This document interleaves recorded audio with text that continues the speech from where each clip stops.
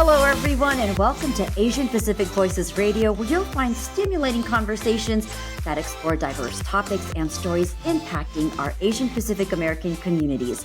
I'm your host, Rasha Goal, and today I am so excited to welcome a very special guest to our show. He's an accomplished American actor, a motion capture stunt performer, a voiceover actor who has graced both the silver screen and the gaming world with his remarkable performances.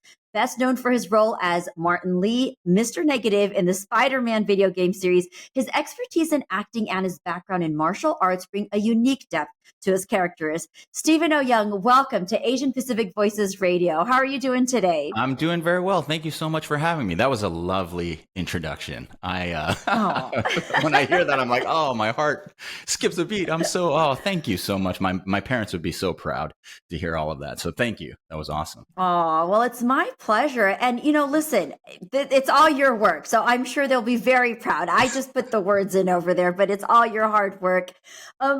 Speaking about parents, let's start talking a little bit about your early life. So I understand that you received training in wushu from your father, and that got you involved in school plays from a very young age. So talk to me about the wushu, and then what aspect of the acting inspired you to go into this industry, since your family wasn't really from the entertainment industry? Yeah, you're totally right. My father, he was a kung fu practitioner growing up in a small island of Taiwan, right?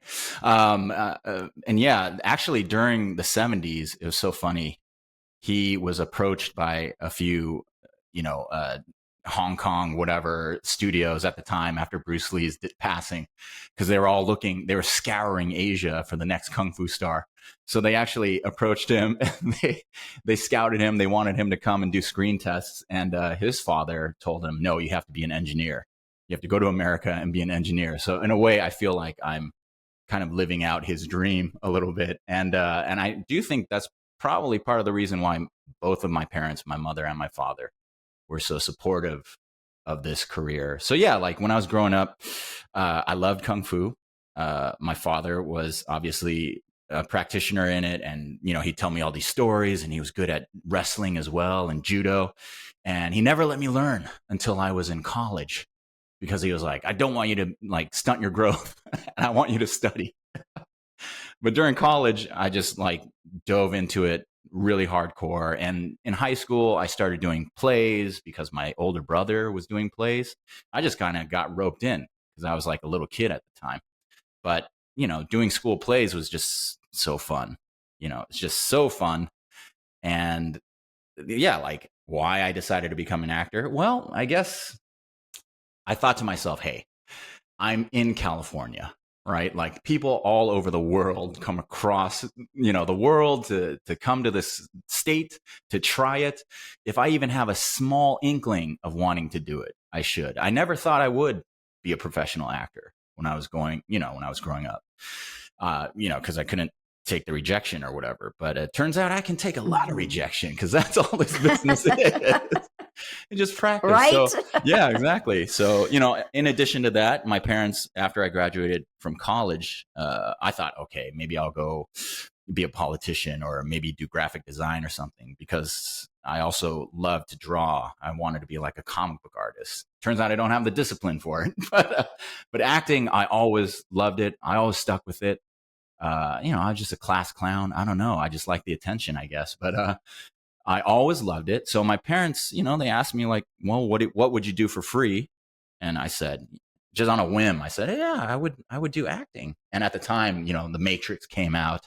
So acting to me was that meant being the next Bruce Lee, right? Like doing Kung Fu, doing martial arts, doing action movies.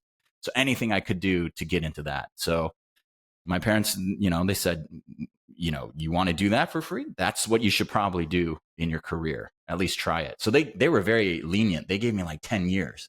They were like, we'll let you live at the house. Wow. We'll give you an allowance. We'll feed you. Right. If in 10 years you can't book one job, then it's time to go back to school. But thankfully things worked out. Stephen, that's so rare. Super rare, That's right? so rare, though. So Yeah. I love hearing the support that you got. And, as you were talking, it almost made me even feel, too, that maybe not everybody was in the entertainment industry, but it seems like there was that knack, that talent, that creativity within your family, right? Like it was Yeah. still prevalent So, there with your brother, yeah. with your dad. Yeah. Yeah. Actually, So it one of my manifested father, itself. oh, for sure. One of my father's first reports, employee reports or whatever from his first engineering job was, they said he's not the typical Oriental. I was like, nice. Oh my Because he was very gosh. gregarious, he talked a lot. So yeah, it's Right. probably runs in the family. I love that. Well, I want to come back and talk about rejection, but first I want to talk about the acting career and your extensive background as a stuntman. So you've completed nearly 24 projects since 2010. Talk to me about how the acting experience has shaped your approach to stunt work and what made motivated you again to pursue both of these career paths. Oh, wow. I always feel like I cut my teeth in the business in stunts, because I didn't graduate from an acting college or a conservatory. I just read books and I went to whatever classes I could go to. But literally working in like big blockbuster Hollywood movies, doing stunts, I felt like I was so close. I was so close, but so far. I was literally training these A-listers or mostly getting beaten up by them, right? But I got to definitely see all the techniques and really just understand how filmmaking works. And so I'm very grateful for that experience. It's very tough. When you're in stunts, everybody thinks it's pretty glamorous, but there's a lot. I just remember like one of my favorite stunt stories is I went to England to work on 47 Ronin. I was so excited to be in this movie. And I was going to be there for like 8 months, something like that. Super long time. It sounds very glamorous. The first day I arrived, we go to a big mud field and they're like, all right, there's all these shipping containers. And they're like, all right, time to unload equipment. I'm like, wait a minute. I thought I was here to do Kung Fu. Turns out I'm also doing all these other things, but I think it humbles you. And I think stunt Mhm. people are definitely some of the hardest working people. All the below the line people that don't get the credit. Those are the ones that, Yes. yeah, those are the ones that make movies and your entertainment happen. And yeah, so I definitely learned how to be humble. I definitely learned how to work hard, be on time. I definitely had a hard time with Mhm. that when I was younger, being on time. Because I thought, hey, we're actors, we're stunts, we can be late, Right. right? And it's like, no, you got to be, especially stunts, you got to be early. I was like, oh, I learned all that. And then, yeah, definitely acting techniques. You just watch all these people, you know, and you just learn. That's that's where I got my stuff from. Well, and you've been able to create this niche for yourself. So I think what's so exciting too is that you've actually had the unique experience of portraying characters both in the in Marvel Studios and DC Entertainment. I mean, those are two really sought after universes, you know? So how does it feel to be a part of those iconic universes? And how did you approach your characters? Because I'm sure you come to it with a different feel of how can you make them stand out with your own portrayal or whatever you bring to the table, right? To make them Oh a little yeah. unique. Absolutely. Yeah. I mean, you're totally right about the niche thing. When I was coming up, I definitely had a little bit of, there's the struggle where you feel like, oh, I'm not seen, I'm not mainstream, and then I realized like, actually, my father told me, he's like, there's only one of you. You're like a tall Asian dude that does kung fu and speaks English. Like, that's good. Like, just do that. And I was like, yeah, because especially being Asian, a lot of us Asian actors oftentimes, we kind of shy away from stereotypical roles. And then he was just like, well, he didn't say yo, and that's not how he talks, but he was like, those are people. Like, just do that, like, and then one day you can be you, you can be known as you. So yeah, I mean, and also to your point, every role you want to bring something, you want to make it something special, something Mhm. pizzazzy, right? And so for me, I always thought, okay, my background in martial arts, that intensity that comes from that, right? I always just thought I would just bring intensity to whatever I do, whether it's comedy or drama, and also just realism. I'm always telling myself like, okay, how would a person really do this? And I study that in film and theater. Like, okay, is that how a person in that situation would really be? Is that how you would feel? So those are the touchstones that I always go back to. As far as being in Marvel and DC, yeah, I mean, it's especially as a comic book fan growing up, it's a dream come true. So, heavy lies the crown. Obviously, I know there's a lot of responsibility that goes with it. I do not take it lightly. Right. But look, it's just all fun. They always say you're never working a day in your life when you're having fun, right? So for me, That's so true. yeah, it's just a great time. Even my worst day on set is better than, my regular day anywhere. So I don't like to travel. I don't like to, that. you know what I mean? I like to act. And so that's what we're doing. Yeah. Right. And you said, what was your favorite comic book growing up?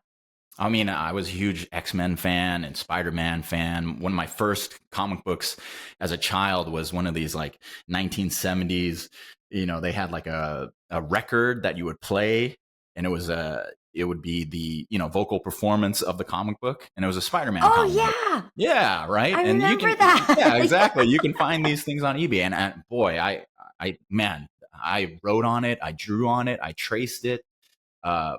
Yeah, I read that thing every day. It was literally about J. Jonas Jameson's son who becomes a werewolf, and he has a pendant.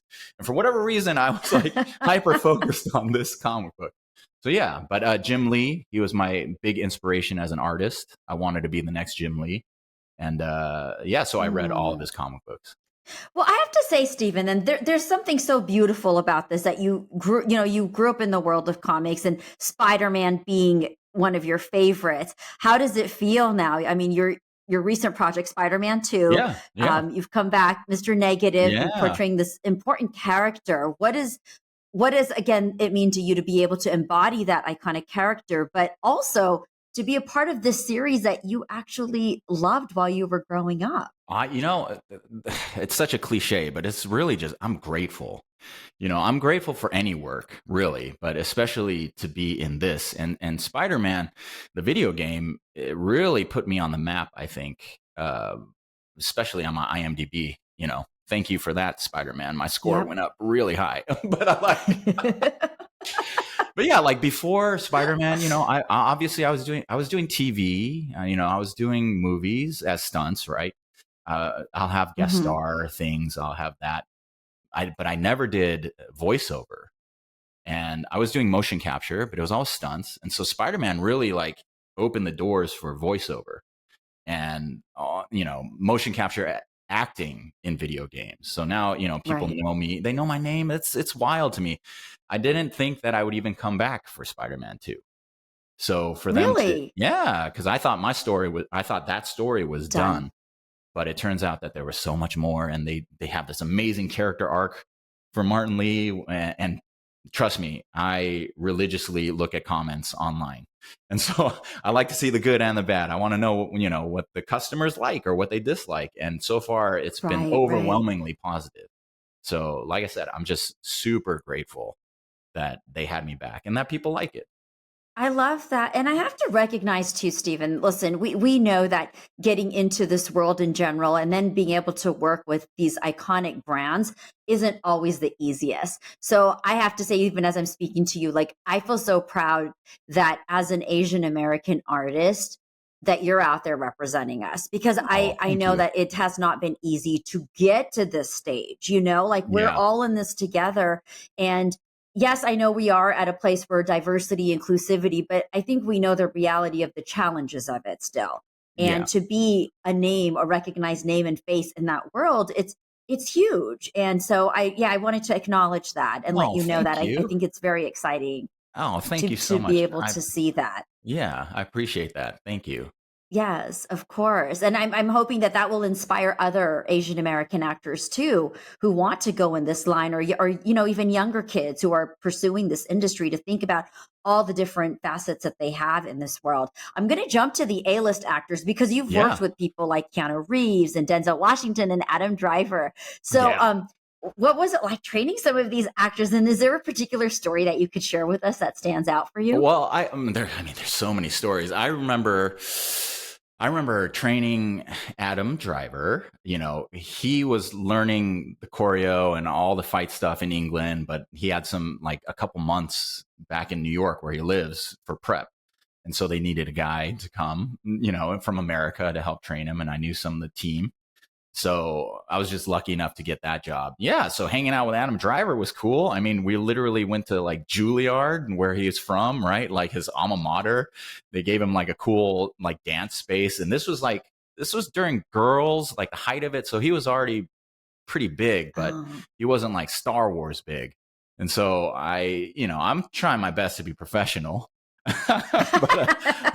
But I'm geeking out every day because I'm like, oh my God, this guy's going to blow up. And obviously he has. I mean, he's Adam Driver. This dude is going to win an Oscar pretty soon. So that guy was very, very cool, very professional, but very nice. He's a Marine, ex-Marine, also an accomplished actor. So I was just like, wow, what a crazy journey this kid has gone on, So that was very surreal. And then, I've worked with Keanu Reeves a handful of times, and every time I see him, I'll be like, hey, Keanu, I'm Steven. You killed me on 47 Ronin and also John Wick. And he's always like, I know, man, nice to see you. And I'm like, you don't remember me, but he's such a nice guy because it's like he meets a million people every day, but he's so nice. So right. Yeah. Steven, yeah. Do you ever, I had to ask you real quick though, do you have to ever alter the moves when you're teaching stunts because it may be uncomfortable for the actor, or is it usually you're stuck to a particular choreography, or does it get molded when you're on set? It's super molded, and it can change for many reasons. It can change because the actor doesn't like it, or the director doesn't like it, or it can be anything. It could be camera. It doesn't work for that. So yeah, you always have to mold it for the moment, for sure. But that's, part of stunts as well. You're there to service the movie, and I remember coming up, there was a time where I was like, these are my moves. And I would be so nerdy. I would watch the movie and be like, that was my move. And then I realized like, nobody really cares about the moves. They care about the story, Aww. Well, but it's like, that was a good learning experience for me as well. It's like, all right, it's not just about the moves. It's about the movie. It's about the characters, and that was one thing that I think Denzel Washington kind of taught me, not me personally. I just saw it. Right. Whereas like, we'd be doing some kind of really intricate thing. And then you'd be like, no, I'm just going to do this. Right. And it'd be like super simple, super to the point. But this was Equalizer, which that's the character. Right. The character's not going to be doing Matrix stuff. So I saw that. And then I see the finished product and I'm like, my goodness, sometimes these actors, whether it's Jennifer Garner or Keanu Reeves or Denzel Washington, sometimes it's just a look, I realize, it's not even like a fighting move. Sometimes it's just their full-on face. Move. Yeah. Right. And I was like, wow. That's enough to convey. Yeah. So I try to take a little bit of that, in everything. I love that. Stunt. I'm so fascinated by stunts because I think that would be something that I would love to try out. I've always just been so excited about it.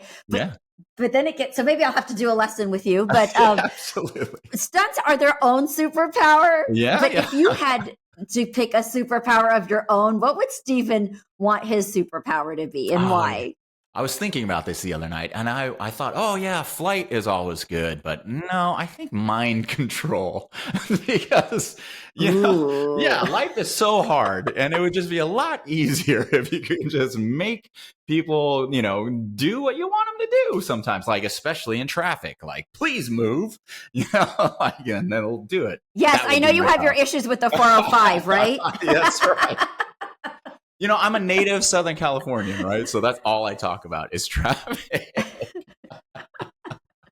Well, that's a hot spot over here. So we definitely know how it impacts all of us as we commute in this city. That's right. I was talking about, diversity and inclusivity earlier, and you've been in this field for a while now. How do you think that the entertainment industry has evolved when it comes to representation with Asian American talent? Oh, it kind of goes back to your point before where it's like now you see a lot of, it's just, obviously short answer is it's changed for the better. And there's so many more people of color and obviously different genders and backgrounds. And it's so much more diverse in all facets, not just in front of the camera, but also, like I said, below the line or producers or in production, right? Writers and directors. And it is showing through. And now, especially with the global market, right? With the popularity of South Korea. I grew up in a town called Cerritos, California, which has a very high Korean population, right? Okay. Little India's Yeah, there no, too. I'm very exactly. familiar Pioneer with Boulevard. it. I'm with you. I'm down there Yep. every weekend. Exactly. And in my, That's our people, the that is, Koreans and the that's Indians. what I'm saying, right? Yes. And the Koreans in my high school would always talk about, pop culture from Korea. And I just never understood, right? I was like, what?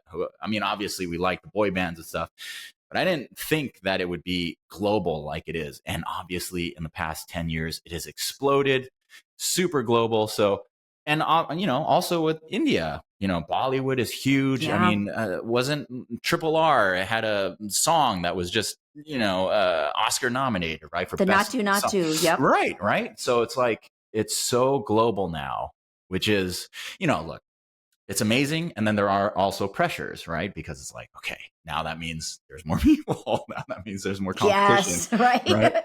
But that's how the art More always is. competition. Exactly. That is. But that's how art always is. And if you do it with love, then I think you're going to end up okay. But yes, long story short, it has changed for the better, for sure. There's more three-dimensional characters. There's more lead characters. Mhm. We used to just be the best friends, if that. And for me Yes. personally, yeah, right. If And that. for the quirky friend, right. And for me personally, I used to just die all the time. Literally, it would be a running joke with my friends and family. If I'm on a TV show, they'd be like, all right, so when do you die? It's like, and now lately I've been able to say, yeah, right. And now lately I've been able to say, I don't die in this one. Like I actually come in and I talk and I have words and then I stay, or right. Yep. So it's personally, it's changed for me as well. So I have back. hope for the future. Yeah, exactly. No, I'm with you on that. Definitely a lot more exploration of stories and the types of stories we're telling and the people it involves. But speaking of that, then for you, Stephen, what are there any type of specific roles or genres that you would like to explore right now? Oh, I love sci-fi. So if I could be on any kind of Star Trek, Star Wars, obviously, I have already worked on Star Wars many times. Thank you very much. But okay. No. Just a little flex. Just a little flex. No, but I love sci-fi and I love fantasy. So any kind of like sword and sandal kind of thing would be amazing. That's kind of my jam. I think realistically, I probably see myself in like a procedural, like maybe crime dramas, which I'm very happy to do. I love crime dramas for sure. Godfather, things like that. Yeah, me I always too. think there needs to be like an Asian Godfather. Give me one of those. Oh my God. Yes. Yes. Can we please get one of those stories? Yeah. Yeah. Right. And I want to play a gangster in it. That's what I'm saying. Exactly. So I'm trying Indian female gangster. Yes, exactly. Well, I'm trying to write one right now. Every actor is always writing, but I'm trying to write one. Okay. Right awesome. Now, so will you get that done, Stephen, and then call me, okay? I will. Because yes. we will get that out there. But we're just gonna manifest this for you. Absolutely. We're gonna manifest it for you. Put it out to the universe. Let's do it. Exactly. I definitely want to do that for you. Are there any specific? Is there a specific piece of advice you could give to anybody out there who's aspiring to go in the stunt direction, or in acting, or in voiceover? I know they're three separate entities, but they're kind of all encompassed in the entertainment industry. Okay, well, if you're trying to do stunts, then pick a sport, any sport, and get really, really good at it. Like super, super good. And then film yourself all the time. And then put it on YouTube or all the social medias, and then just meet other stunt people. And that's how you get jobs. Truly, because it's such a small world. It's all based off of recommendations, and it's all skill based. So you definitely need to have some kind of sport, any sport. For acting and voiceover, you just can't quit. And for stunts too, you just can't quit. Even when you feel like it. Like somebody said, everybody has a turn, right? Some famous actor said that, right? And either it happens real in the beginning or it happens later in your life, but you will get a turn. You will get an at bat. And I have found that for myself as well. Yeah. So even when you feel rejected, I think it's great to just come back to that, right? That's right. You will get a turn. Just keep going. That's right. And also, just realizing back to rejection, which will be the theme of this, is like, if you can become friends with it, if you can just realize that 99% of this job is rejection, because that's just it, right? There's not enough, or look, there's a lot of projects, but there's just a lot of people, right? And Mm-hmm. we're all trying to funnel in and get this thing. But hey, what do they say? When they close one door, another window opens, right? They're always making stuff. So, Yeah. you're not gonna, if your hit rate is like 1 out of 10, you're a superstar. It's like baseball. When they say people hit 1 out of 10, you're like, or what is it? 1 out of 3, you're like, oh my God, you're a superstar, right? So, Yeah. most people expect, right? They expect, oh, I need to get every one of them, or I need to get 8 out of 10. It's like, no. If you can get half, you're like a god. If you can get a third, you're amazing, right? So if you can get 1 out of 10, you're doing great. So just keep that in perspective too. And that's for all of us. That's some great advice, Stephen, because rejection is such a hard thing, I think, to deal with in this industry, for sure. and can really impact your mental health as you navigate it. Yeah, so for sure. it's really a great thing to remember. You've got such a wonderful voice, and we were talking about this before we started filming here and chatting up more about it. That's All right. So can you play a character for me right now, or put on some type of a voice, some type of character? Voice. Whether I'm trying to think of who can we have you? Something fun. Maybe even give us a little bit of Mr. Negative if you want, or anything you want to play with. Sure. I'll give you Martin Lee. Hi, I'm Martin Lee, and you're listening to Asian Pacific Voices Radio. Now I'll give you Mr. Negative. You're listening to Rasha Goel on Asian Pacific Voices Radio. I love that. I need that clip, Stephen. I need just that clip. Yes. All right. I'm going to end up with this. It's been so much fun talking to you. I'm going to end with this last question. If you could have dinner with a historical figure, dead or alive, who would it be and why? Oh, you guys ready to cry? Are y'all ready to cry? Here it comes. Little Asian boy in me. My father. Yeah. Because he passed away like 5 years ago, something like that. But yeah, I wouldn't have dinner with no one else. I love that. I don't have, because that guy was the smartest guy I ever knew in my life. And I still hear his words in my head because he loved to lecture me. He gave me the wisdom. So I would have dinner with him. Yep. Thank you for sharing that. Such a beautiful legacy. Such a beautiful legacy. Well, it's been so much fun. Where can our viewers or listeners find you on social media? Is there a website, social media handles? Where can they connect? My personal website is Stephen with a PH, Oyoung.com. Also Instagram at Stephen Oyoung. And I make it easy on X/Twitter, Mr. Stephen Oyoung, MR, Mr. And check me out. Love it. Thank you. I almost thought you said, here's my personal email. I'm like, I don't really want to be giving that out right now, Stephen. Here's my phone number. Thank you. Exactly. I'm on Hinge too. Right? Once again, I want to thank you, Stephen Oyoung, for being here with us, for joining me on today's show. Also, for all of our listeners, our audience, we would love to hear from you. So if you have any suggestions on future guests or questions or topics, please do reach out to us. And also, don't forget to subscribe to our program on your favorite podcast platform and follow us on Facebook, Twitter/X, Instagram, and our YouTube channel. And don't forget, Asian Pacific Voices Radio is produced by Asian Culture and Media Alliance, a nonprofit that empowers the Asian Pacific American communities with a voice through media arts. If you'd like to support us or learn more about our program, please do visit us at AsianPacificVoicesRadio.com. Once again, I'm Rasha Goel. Thank you so much for joining us on a thought-provoking show. I look forward to joining you again next week for another Asian Pacific Voices Radio podcast. Thank you and have a wonderful week.